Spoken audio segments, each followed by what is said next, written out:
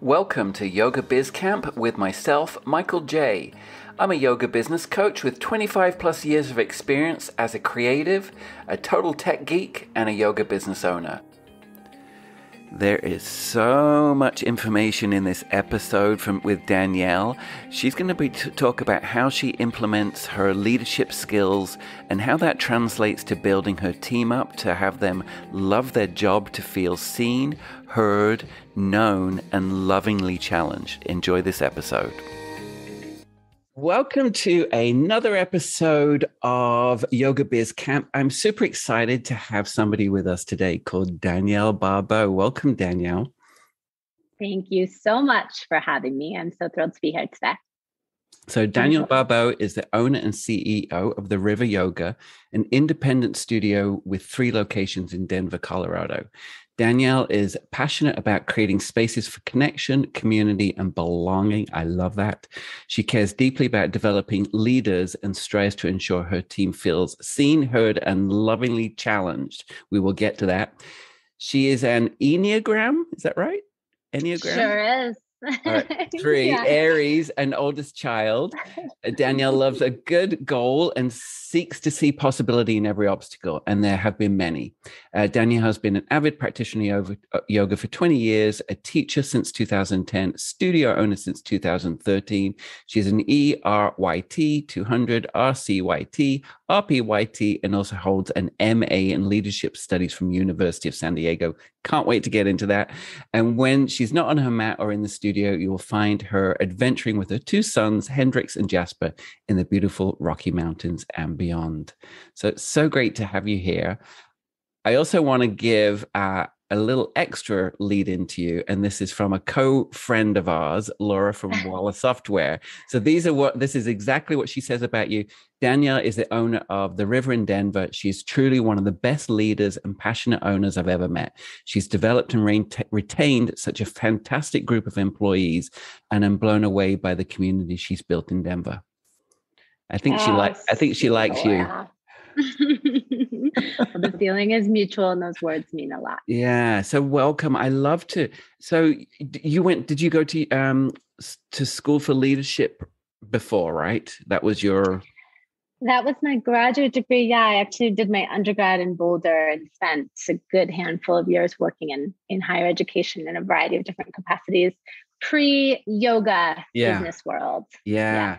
But don't you think that those skill sets are fantastic to bring into a business? Mm-hmm. So, I was a graphic designer marketer, so I had that behind me. So I think when you have something like the leadership skills and experience, that's such a great thing to bring to the table in your yoga business. 100%. I mean, as much as I think there is value and excitement in jumping straight into a yoga career, I also think there is great merit to doing other work that maybe isn't your favorite work, and maybe isn't your biggest dreams and goals right out the gate, because you learn a lot on someone else's dime when you have other jobs before you become an entrepreneur or an independent teacher.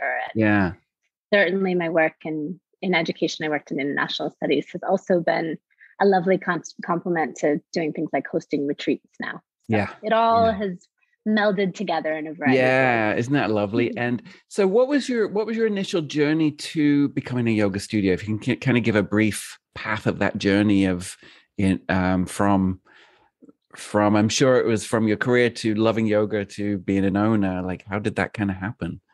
You would think that would be the story, that I would just have this passionate story of I always wanted to own a yoga studio, and it is not that at all. I often say that in many ways, I think the river found me more than me really setting out to create what we've created now, in at least the initial understanding of what it would become. So my journey is a wild story. So I was working at the University of San Diego, getting my graduate degree there as well. I had recently gotten married, spent some time traveling and reflecting, and just realized that working in an office and working in higher ed was not the path that I saw myself continuing on. And so I pulled the plug on that and had no idea what I was going to do next. And I am not the founder of the river. Okay. There was another woman, her name is Kendra, who is the initial founder. She had a business investor. And she truly had, I mean, an amazing vision for the space itself. It's a beautiful space. It was unlike really anything in Denver. Yeah, it and is I had beautiful. just been, thank you. Yeah. I was stalking you today. You should, doing your research, right? Yeah. So, I mean, really, I loved yoga. Yoga was a place where I felt very at home, where I had found community and connection. And at the core of what I knew I wanted to do was create a third space or third place. And this is what I spent like my whole graduate degree studying. It's what I dreamt about when I was a kid. I had this vision of maybe owning a coffee shop someday. And it wasn't the coffee, it was the feeling of being in a place. I've heard it described recently as the collective effervescence of being with other people, having that sense of flow and connection, even if you're not all on the same path. Yeah. Yes. Yeah. So long story long, I knew I wanted to do something with having a space. I was interested in business ownership. I didn't really know where to begin. This opportunity came along to start teaching at the river. I moved to Denver literally the day that the river opened, and I started teaching one class on Monday nights. And because I was open to possibilities and I had time, I just started saying yes and asking if I could do more. So I saw that they were paying someone else to do the social media. I knew nothing about social media, but I figured I could figure it out. So one thing snowballed into the next, and within a year, I was managing, and then eventually the founder stepped away. I think it became pretty clear that there's a difference between having the vision for a business and the day-to-day operations. And I was ready to jump in and take over that. Fast forward 9 years later, here we are, 3 studios, and in some ways, it's exactly what I wanted. That the third place is not your home and not your work, but it's the place where community and connection, belonging happens. So I got that piece. That piece was on target, but I didn't know that it would come in the form of yoga. Yeah, me either. Mine, I sit like, honestly, with my studio, it was a similar sort of thing. I was, and actually it's kind of ironic. It's quite similar because I was intensely studying and wanting to know everything, can you just soaking everything up. And I traded doing websites, her website for my classes. And so that's how I started. I took the teacher training. Zero interest in being a teacher. It was just to deepen my practice. And then at the end of it, I was like, oh, okay. I'm kind of good at this. Yeah. So I get that. That's a great story. So you have this business. It was one studio at the time, correct? Correct. And now you're 3. We'll get to that. So you're one studio. So how was it? I'm kind of curious. How was it taking on another studio's ways and people, and you were kind of stepping in, but you were already in there, I'm sure, in a relationship way. Yeah, I mean, I was an instructor, and then kind of had these other responsibilities, and so I think I was fortunate in that I was on the ground floor, so it wasn't a fully formed structure, which the upside to that was that I got to help build and create and evolve that over time. Yeah. The downside is that I had no idea what I was doing, and I had no template to follow. And it was too new to really step in and say, like, this is how we count the cash jar. Like there just was no procedures in place. You just make it up as you go along, right? I just made everything up. I had no idea. Yeah. So was the computer systems in place back then? Like, was there a booking system and everything all in place when you took that on? We did. Yeah. We had a booking system, but I remember at one point, often Fred, who's still my investor, would call me, and in particular, I was on the phone with him, and he was like, send me the P&L for this month. And I'm on my computer Googling, like, what is a P&L? Like, I just had no idea. I came out of education. I was like, we're focused on outcomes. I don't know what the bottom line. Like, I've never had to do a budget. I've never run payroll, So, I was very green, and I was young. I was in my 20s. I was 28, and just had a whole world of possibilities. But I think it was an advantage because I didn't know what I didn't know. Yeah. And did you feel that, because I feel like I made mistakes over the years, in finding my way, right? I also went through 2 recessions and faked it till I made it through that. Yes. So I do think that, that learning on the job is, you're thrown in, and it's I see some studio owners that, maybe are financially backed so well that they're not really dependent on the money. But when you have a studio and overhead and you're dependent on children, like you gotta hustle, right, to make it happen. Yeah. And I think for me, it was also about, and continues to be about, finding the best possible people for the needs that we have at the studio. And that's been our greatest success in so many ways, I think, is I have never felt like I am the center of the universe at the studio, nor do I want to be. I feel like it's such an opportunity to bring together people who know more than me and to give them the space and autonomy to learn and grow and explore. I always said, and I still say, I've said this on almost every podcast, that your studio is only as good as your people and your staff. And completely. So for me, I spoilt them. I took care of them. I nurtured them. They were my everything. And so I'd love to talk about that sort of. How do we even start here? Like, so you have these leadership skills. And so I don't even know how to transition into this, but I kind of want to know how you figured out how to utilize those skills with your team, and how you've built them up. Yeah, well, I mean, I think coming out of a graduate degree in leadership studies, I certainly had the intellectual know-how, right? I had studied leadership and leadership theory and such. But I actually took, there were 2 courses in my degree that have helped me more than any, I would say, along the way. And one was almost an experiment at the time, and it was called Love and Leadership. But it was truly these 2 amazing professors, Zachary and Athena, still doing great things in the world, who had this idea to get us to explore what emergent heart-centered leadership was like. How do you do that? How do you lead in a space where there's a lot of unknowns, right? And it was great practice for so many things. So I had that knowledge. And another one was a course where essentially we all sat in a lecture hall and then discussed what was happening in the moment. So this interpersonal dynamics, like, on display. So I had that framework in my head, but I really had never had the chance to implement it. And for me, the thing that was always at the core is, like, I want to take good care of these people. And my greatest goal continues to be that the time that my team spends at the river, whether it's 6 months or 10 years, that this is the best job they ever have. That they look back to their time and they say, like, that was amazing. Even if it's a launching pad to doing something else, as it has been for many people, that they love their time there. And so for me, that I break that down in the sense of, like, how do I ensure my people feel seen, heard, known, and lovingly challenged, right? To grow.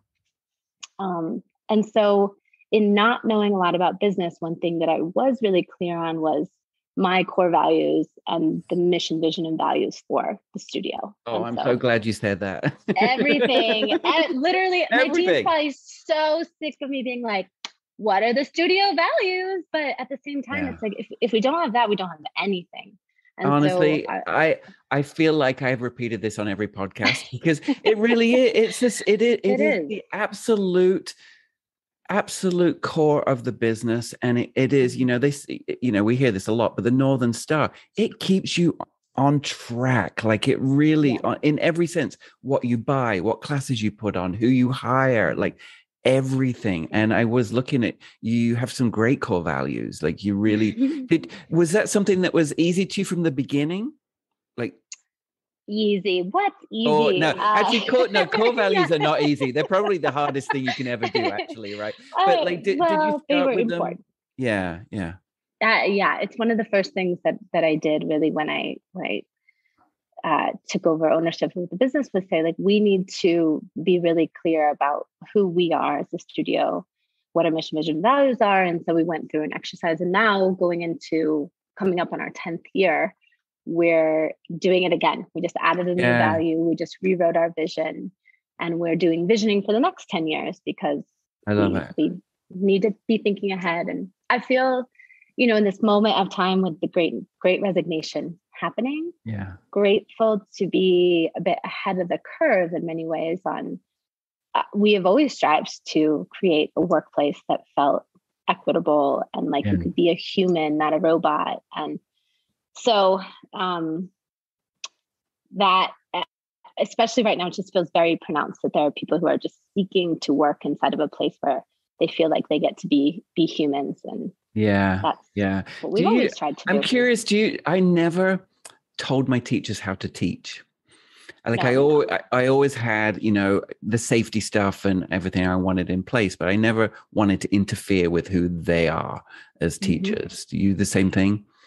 Yeah. I mean, I think there's a balance of equipping instructors with really good parameters that help create a great class for everybody. Right. Yeah. But at the same time, I don't want to go to a class with a yoga robot. So why would I build an army of yoga robots? Yeah. So we have standards for, what we want the river experience to feel like.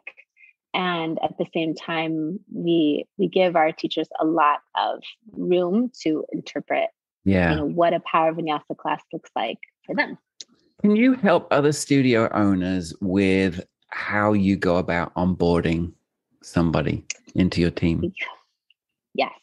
This has been a great learning, I think, of the last couple of years in particular.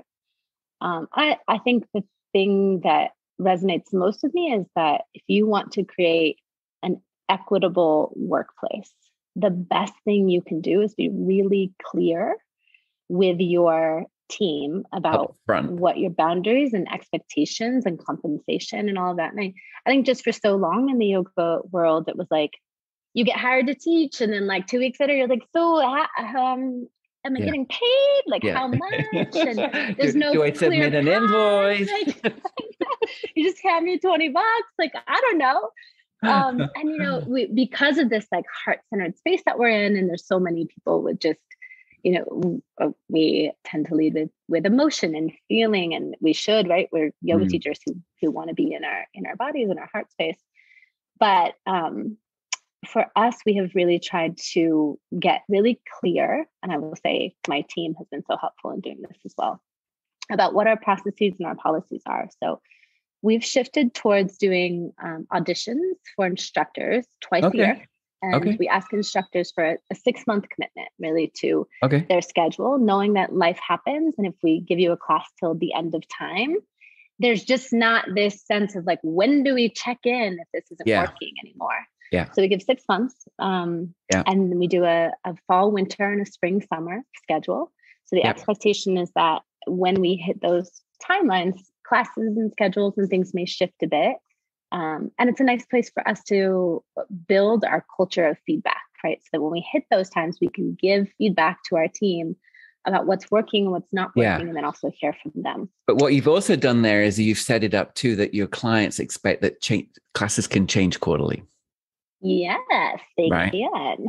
Yeah. Which is really important, because you don't want to be locked into something that's losing. Yes, exactly. And again, like people get attached to classes and teachers and times, but it's when you're looking at it also from the side of, is this a sustainable business decision? Sometimes we all know, right? Those loudest voices aren't the ones who are maybe making the biggest impact in filling classes or whatever. Someone might love a time that's just not working for the studio community as a whole. Yeah. We also this past year hired a director of diversity, inclusion, and belonging. Wow, that's a big deal for a small studio. Yes, we are a small but mighty team. But Renika, who is in that role, she really takes care of our people operations. And so I'm fortunate to be in a place where I have an operations manager who's really looking at like the day-to-day schedules and spaces. And then my my director of inclusive diversity and belonging is saying, like, how are we taking care of our people? Yeah. And so in the onboarding process, we always expect things to take twice as long as, as we want them to, because we are not a studio where we hand you a key and say, good luck, teach a great class and see you around. We expect our teachers to be present at the studio, prepared for their classes, engaging with their students, supporting sales, and part of a team. And I think so often for us as yoga studio owners, one of the biggest challenges is that we're not an office where people get to go to lunch together. You have to be really intentional about how you gather your team. Yeah. So can we go back there a little bit? How do you engage, getting them to engage with clients? How do you do that? How do you encourage them to engage with clients? Well, fortunately, I think that so much of the feedback, when you get great feedback from your clients and you want to keep doing it. Yeah. But the last month we set a goal to have all of our teachers. We do a lot of goal setting, for one, with incentives in a variety of different ways. For our instructors to talk to every single person who came to their class. Yeah. And it sounds easy, but it's more challenging than it can be, or than it sounds. And I mean, I think our team, we try to bring in friendly competition and fun opportunities for connection that kind of spread out to the community, or ripple out to the community. So right now we're doing an instructor challenge. This was created by our studio managers, getting teachers to take each other's classes, and they have a star chart.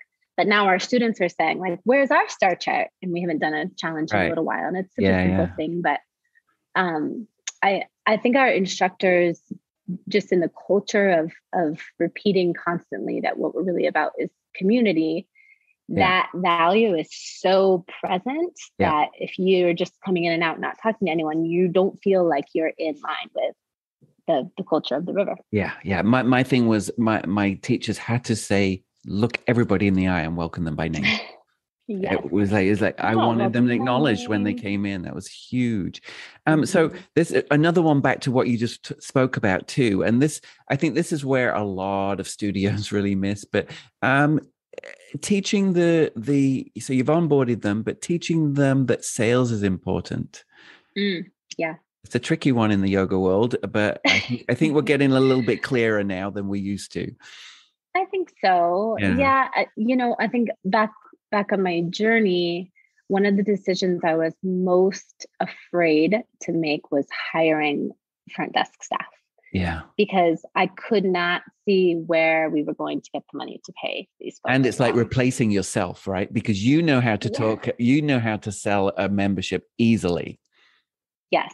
Yeah. Yes.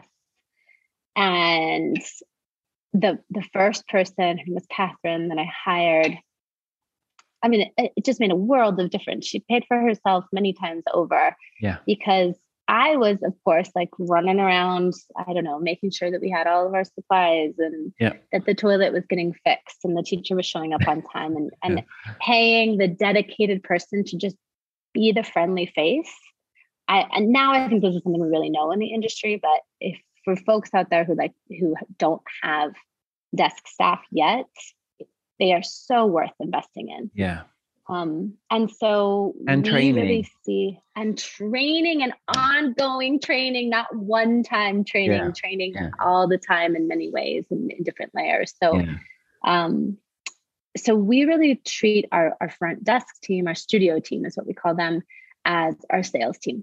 And that allows our teachers to really focus on being instructors. So we want them in the yoga room. We want them connecting with students. We want them teaching an excellent yoga class. Yeah.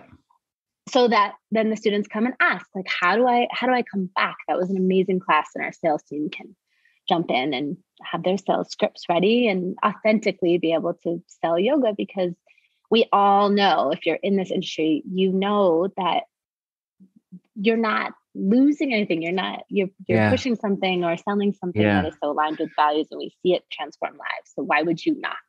Yeah, I'm going to jump a little bit here, because one of the things I thought was fantastic on your website is when somebody comes to join your studio, they have two choices: uncomfortably expensive drop-in and a really good priced intro offer. That's it. That's all that is available on your website. Yes. Yeah. And the reason, so our drop-in is $30, which is high. I mean, it's high for any market. It's high for Denver.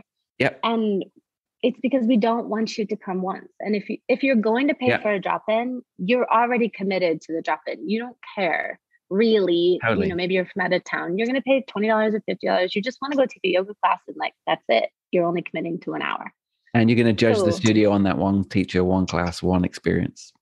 Exactly. But we know, all of us know, that in order to get the benefits of this practice, we need to be in there in the studio practicing with community. Yeah. Minimum of 2 times a week, right? But do you have other options that you're hiding? Like, do you have 10 class passes? Do you, or is that just, you do? We do. So we have 10 packs and you can find them, but on your first time in, I mean, it's, why would you not pay? Exactly. And the sales conversation for the price of 2 drop-ins, you get this amount. Exactly. Yeah. And you train your front desk and all the teachers to realize that too. Yeah. And when they really think about their personal journeys as yoga students and then eventually maybe yoga teachers, it's like, oh yeah, of course. I wouldn't want to just help someone no transformation, not no, but your possibilities for transformation and growth and health and wellness don't come out of one class. They come from continued practice, as we know. Yeah. So you've onboarded, you've set all the expectations up. You've got sales processes in there. So you have, it sounds like quite a team under you. Like you kind of have, it looks like you've got kind of layers because you've got 3 studios now. I saw that one you opened up during the pandemic, which is really kind of crazy and smart. I mean, I think it's crazier than anything, but that studio is doing quite well. So yeah, I mean, that studio was in the works for quite a long time. And so when we initially started hearing about this pandemic coming, I was like, 2 weeks, could we be closed for 2 weeks? Like that won't delay construction, but we were just far enough into the process that I was like, let's do it. It'll be fine. And here we are, January 2021, no one can be inside. And we're like, we're open. So yes, but we have built quite a team. Yeah. So can you tell me how you built that team and sort of the structure of it? Because you've got 3 studios. So I imagine you've got 3 studios managers and I think you've got marketing people. So you have people in place. I do. I think I am, I feel like I am to the place just now, right? Year 9, where I get to hold the space of business development and vision and managing our managers. But I'm pretty out of a lot of the day-to-day, and that credit goes in many ways to my team who often solve problems that I didn't know existed. Yeah. Granted, I've been the person behind the front desk. I've been the person mopping the floors. And so I say to my team often, especially my leaders, if it doesn't require your brain, you are not the person who should be doing it in, whatever role that you're in. So I don't actually want my managers behind the front desk checking everyone in because we have desk staff to do that. Yes. I don't want my managers leading all the classes because we have teachers to do that. I need them to be thinking about the areas of ownership that they really lead at the studio, whether that's programming or inclusivity or marketing, operations. So our structure is we have our amazing cleaners. Important. The studio. Most Very important. Most important. That's why I start with them, because if we did not have those cleaners, our place would be a mess, right? So yeah. We have them. We have our. I remember the first time I had a message saying I noticed dust balls. There was this note. A note was slipped under the door saying I noticed dust balls on the edges. I was mortified, and after that, there was never a dust ball. You can't, I mean, you, when you have people who are just quietly in a room for an hour without their cell phones, like they're going to notice. And they're looking at the floor is dirty. The ceiling lights, they're down on the floor. Yeah. Anyway, sorry, I interrupted you. But thank goodness. No, it's so true. I mean, again, I start with them because they are essential. So we have a cleaning team. we have our studio team who is behind the desk, is talking with students, checking them for classes, following up on inter-offers, etc., managing our retail space. Each of our studios has a boutique in the front, and really serving as the inviting, warm face of the river. We have our instructors. We have 50 people currently on our team. So quite a few instructors and some crossover. Wow, that's a lot. It's a lot. It is. Yeah. But we ask our instructors to teach a minimum of 2 classes a week. We have a good number of folks who are 2-3 class range, but then we also have quite a few people who are 5, 6, 7 classes. Then each of our studios has a manager. Thank goodness, they are the most wonderful humans. And that was the next big scary leap for me, was like, can I afford to pay people to be at each? Because for a while we had someone who was really overseeing all 3 studios. It's been absolutely worth it to have a dedicated person who cares so much and knows the studio and community and where things are, what's not being done, whatever. So, and then we have our senior management team, or senior leadership team, really, which is director of operations, director of programming, teacher training and such, director of diversity, inclusion, and belonging, and then marketing, and then myself.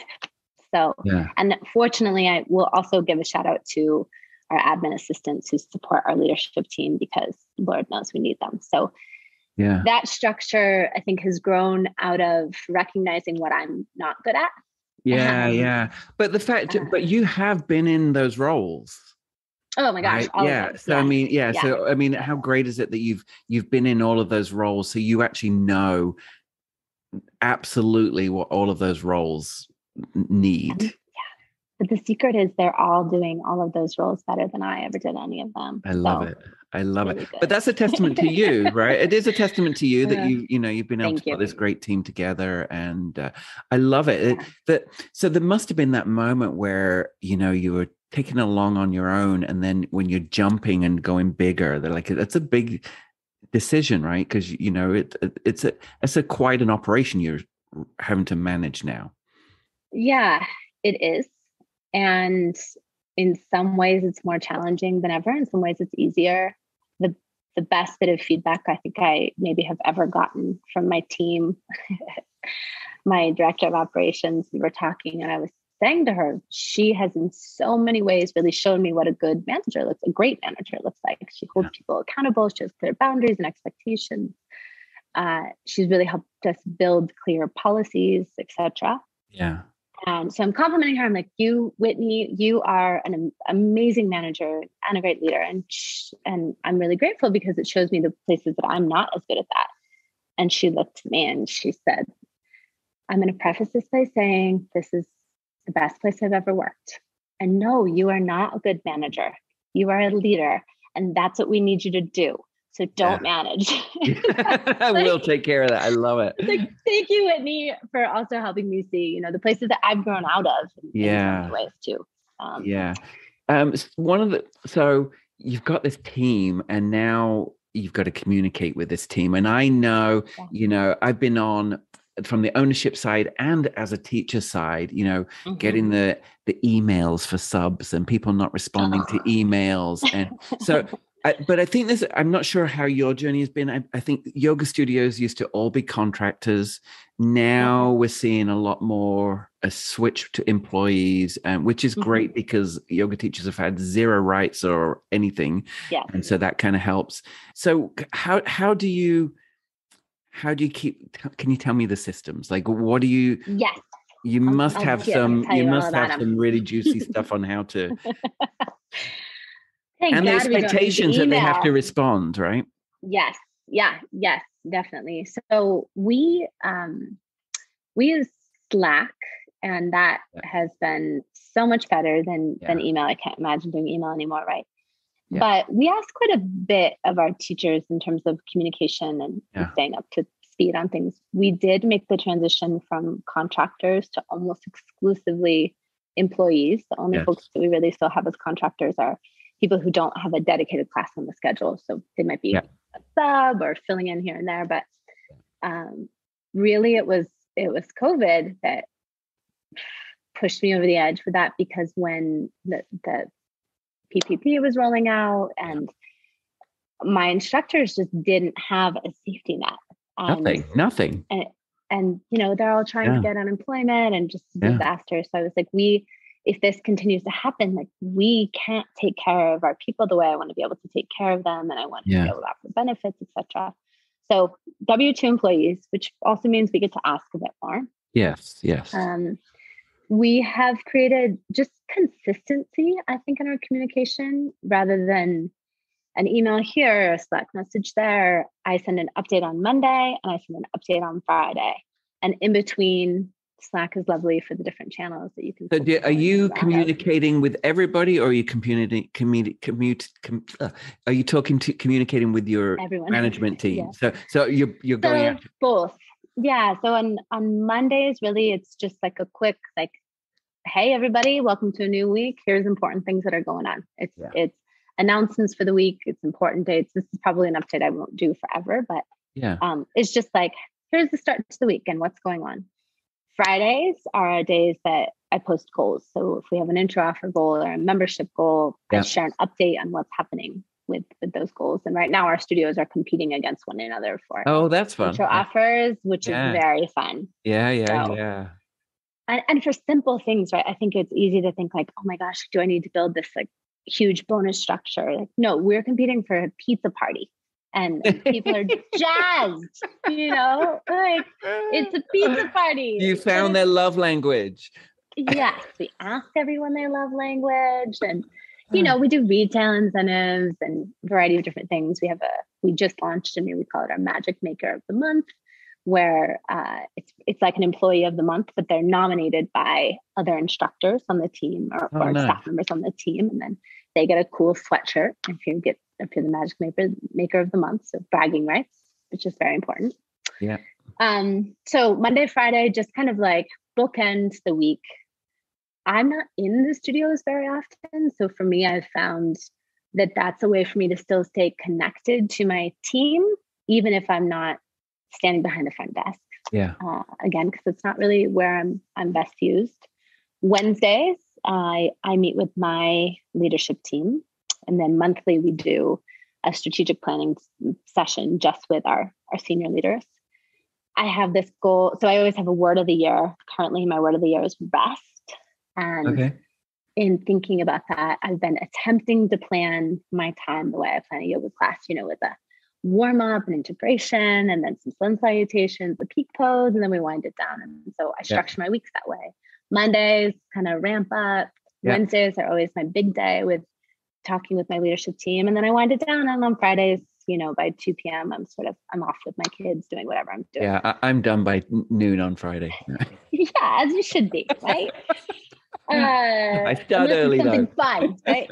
Yes. There's trade-offs for sure. And it doesn't, my bell curve doesn't always work out, but same thing with the year, right? And then monthly, I send a video update to my team. That's like my state of the river. Like, how are we doing as a business? Where are we with our larger goals and strategic plans? What do we have to celebrate? Celebration is one of our core values. And so we do a lot of celebrating, a lot of things, everything from birthdays and milestones, etc. Yeah. And then can you tell me about the expectation on people getting back to you? So it's so good. So I directly ask in my messages at the end of my Monday messages, I always post a reflection question. The expectation is that you send a little 2-sentence reply. Right. Sometimes for things that are this is the thing I love about Slack, because I completely overuse emojis just in my life in general. So I have infused that into my work. And so it'll be like, hey, here's this update about masks and COVID or whatever. If you acknowledge you've read this by adding an emoji, and people are funny. And so they put all kinds of, I love it. I love it because it's not a bossy way, but it's just a nice way of saying, acknowledge you've read this. Yeah. I got it. And I'm going to post a picture of cheese to let you know, whatever. So that, it's been great. And, we also do, this is a new thing, but our DEIJ, our diversity inclusion, we call it Jedi work at our studio. We flip the letters around, right? So our Jedi work, we also, Renika, posts a weekly bit of either a video or a podcast or an article for our team to read and consider. And the expectation is that you have a week to engage with that and then respond. And so that's outside, it would seem, of teaching a yoga class, but completely integrated with who we are and our mission, vision, and values. And so, and it snowballs, right? It's like the 80-20 rule certainly exists sometimes, where you've got 20% of your people who are like highly engaged and 80% not. But I think we've flipped it, where we really do have the majority of our team members in frequent communication, but it's taken consistent effort and clear expectations. Yeah. And so you put all those systems in place, and I imagine you have a wicked operation manual. We are finalizing a revised version. Yeah. So, this is something that, like, this is one of those things, like, I didn't know what I didn't know. Yeah. And, but it's so important for us to have just clear expectations, because that ambiguity is where things get messy. I hired my teachers at the beginning all on gut instinct, and luckily I would say I had really good gut instincts. Like, I really hired the teachers stayed with me for 13 years. Many of them are still there at the studio. I made very few bad hiring decisions, but when they were bad, they were bad. They were, and they were not aligned. And they were hires out of desperation at the time. Yeah. Right. And so, trying to keep that fantastic teacher is absolutely everything. So worth it. I want to, I'm with you. While we're on communication, you made a big jump, which is a big deal for a 9-year studio, but you have changed your booking software. So we sure have. Yeah. So you're with Walla, and Laura, she was on my podcast a couple of podcasts ago. You've worked with her as a friend, as she's also been a consultant with you. And then she's created this amazing piece of software. And you have taken the jump. And I got to say, it's sweet looking on your website. So I will put the links into the show notes, but it is weseektheriver.com.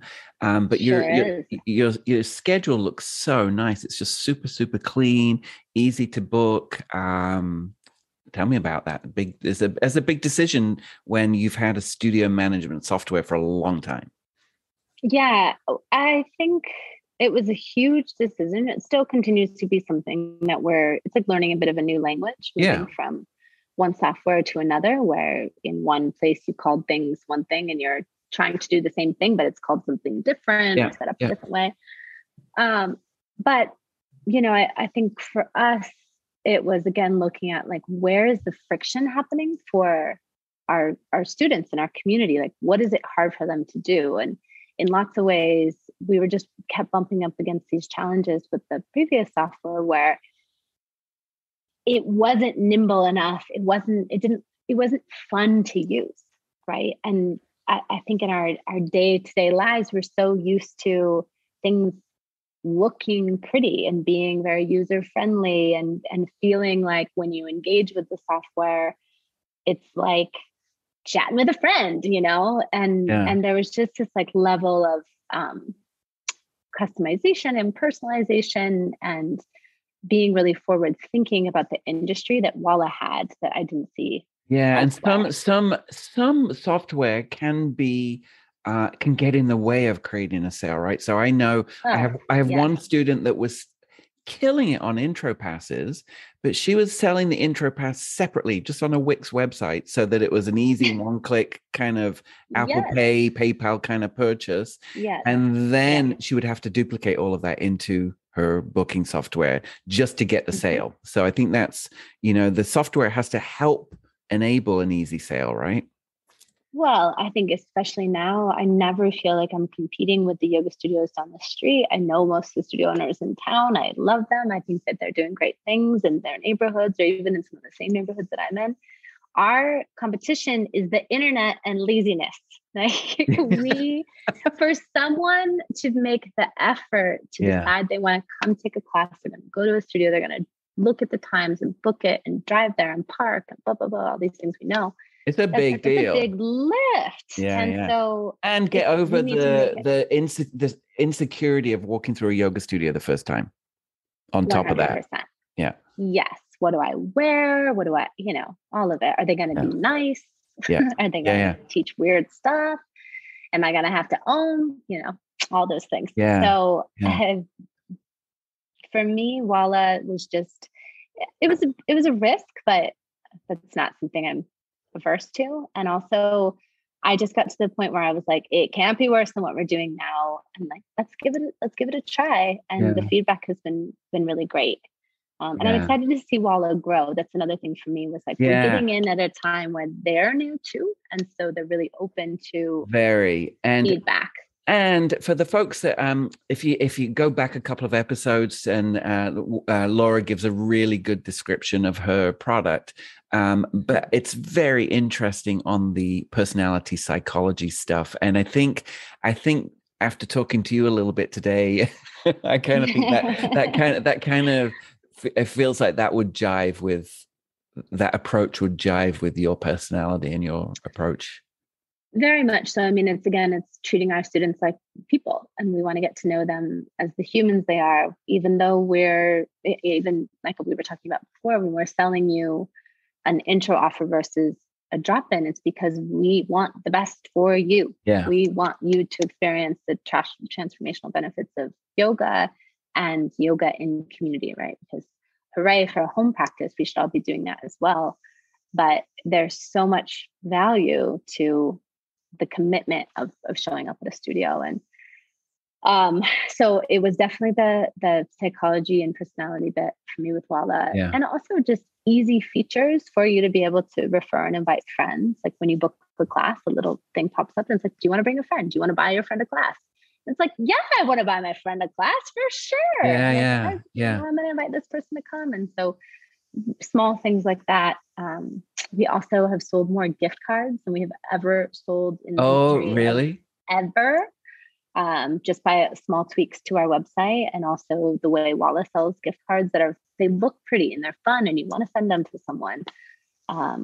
They're all virtual and paperless. So there are many. I think the way Walla thinks about people really jives with the way we think about people and who our students are.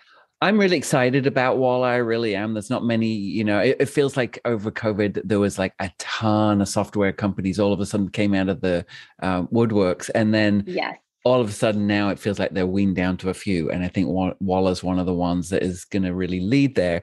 And if anybody's interested, I'm working with Walla. And if anybody's interested that's listening to this, you can send me a direct message on Instagram at Yoga Biz Camp or to my email, mj@michaeljonline.com.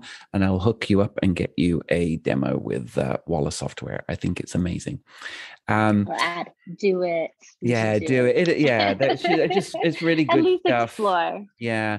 And also, if you want, go to the Rivers website, because I think if anybody is creating a website, you guys have done everything right. Everything that I tell my clients to do, it's already on your website. And that's a testament, I think, to probably working with Connie from Pixality Design, who's amazing.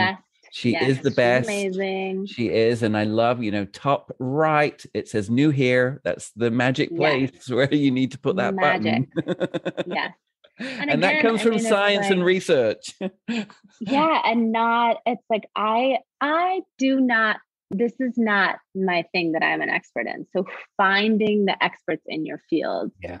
And then all of these things, switching to Walla and hiring the staff, and like the investment has paid itself over many times by just being willing to take that risk. And I'm going to add in there hiring a consultant too, a business consultant, because yes, 100%. Yeah, because I'm working with brand new studios right now, and I know that I'm helping them not make the mistakes that I made, right, and that I've learned. So I think that that kind of investment, and I always say it's same like you hire somebody to get the job done faster than you can do yourself, right? What's that? It's you. A wise man learns from his own mistakes, but a wiser man learns from the mistakes of others. It's a bit of that, right? And this industry at the time, 10 years ago, it wasn't as mature as it is now. No. And now there's such great resources out there for amazing resources. And I think actually I think during the pandemic, people were throwing free resources out there. Literally, you could go to the University of Yoga Business School or Fitness Business School because there was. I got webinared out, I know, over that period, but there were a lot of resources. I think I could keep talking to you for another hour. I think this is me. I love it. I do want to end with a few things. So I'd love to know I'm working with all these new studios right now. So if you could tell your younger, brand new studio owner something, what would that be? It's not about you.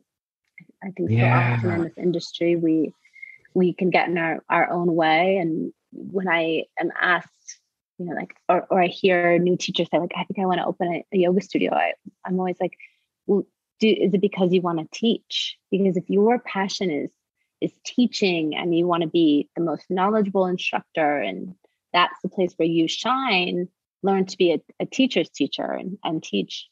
If you are passionate about this industry and about leading in this industry, and you're willing to not teach so that you can make sure your accounting is correct, and then think about opening a studio. But I think we often see people get into trouble in this industry when it is like, I am passionate about this thing, and so I am at the center of it. It's a hard brand to move forward with. When I started my studio, it was mostly about me because I was a teacher prior, and it was. But there was a moment I remember thinking, this is not a buildable, sellable model if it's all about me. Right. So I switched my mode to stepping back a little bit, still taught, but my job was to empower all the other teachers. And I think everything you have told me today and talked about, I just think you excel at that. I think there's so many lessons in what you've spoken about today. I'm going to ask you finish off with a couple of fun questions. What's your favorite work tech tool or website, or what's kind of a go-to that is one of your favorites? It could be an app, like a business. Yeah, honestly, like I said, I love Slack. I'm getting that so many people are giving me that same one. It's just so much better than email. Yeah. It's more fun to use. You can add emojis, but I think it's convenient. It's convenient. I can do it, when I'm on the go, and it enables me to feel like I have the pulse of my team in a snapshot versus digging through. I had someone that works at a big software company said basically can get a hold of anybody like this really quickly on the entire it's like texting, right? You feel like you're texting, and so it just feels casual and fun. Anything personal, app, website, fun kind of thing that I love? Yeah. Yes. So there's an app called TouchNote, and you can send postcards or greeting cards to people in like 2 seconds. And I do it, like, I overdo it probably. Like, I love getting your team mail. Gets them a lot. When people are like, oh, I get the mail once a week, I'm like, what? I go to the mailbox every day with hopes and dreams and possibilities that someone's going to like send me, I don't know what, a card. Anyway, on TouchNote, you can upload a photo or use their templates, and you can shoot notes to friends or whoever. I send lots of notes, like a thank you note to a manager because they did something awesome that week. Yeah. Just a little like, hey, I'm thinking of you. So TouchNote. I love it. You are a people person. I don't know what gives you that impression, but yeah. Danielle, where can all people I think about? Danielle, where can people find you? Well, in addition to the river, I do teach a couple of classes. But I'm on the gram, Danielle.Barbeau. You will see plenty of pictures of my wild children and not yoga stuff, but also quite a bit of yoga stuff. And then your Instagram for the studio is The River Yoga, and we would love for you to check out what we're doing there. Yeah. I'm very grateful to my marketing team and all of the really nice, clean marketing, by the way. It's lovely. Like all the angles are the same and at the studio, and you're on brand. I love it. Danielle, thank you so much. It's been a total pleasure meeting you. It's you've given so much insights, and I'm glad to have met you. Well, glad to have met you too. Thank you so much for the opportunity. Thanks for joining me. Bye. Bye. Wow, I hope you are as inspired by Danielle as I am. I sent her a note right afterwards saying I think she's so amazing that she makes me want to go and work for her. Incredible person. We did speak about Walla software. Our friends over at Walla are offering Yoga Biz Camp listeners a wonderful offer. First of all, you can get a free demo of Walla software, so you've got nothing to lose just by checking it out. If you like it and you feel like committing to it, they're offering our listeners 50% off for the first 4 months. You can find those offers in 3 places. The first one is in the podcast show notes. You'll find a link right there. The second one is over at my Instagram, which is at Yoga Biz Camp. The link will be right in my bio, along with being able to book a free consultation session with myself. You'll find that there. And then the last place is on my website. Easiest link is yogabizcamp.com. And if you head over to partners, there'll be a link right there to Walla. So until next time, signing off here, this is Michael J. See you on the next episode.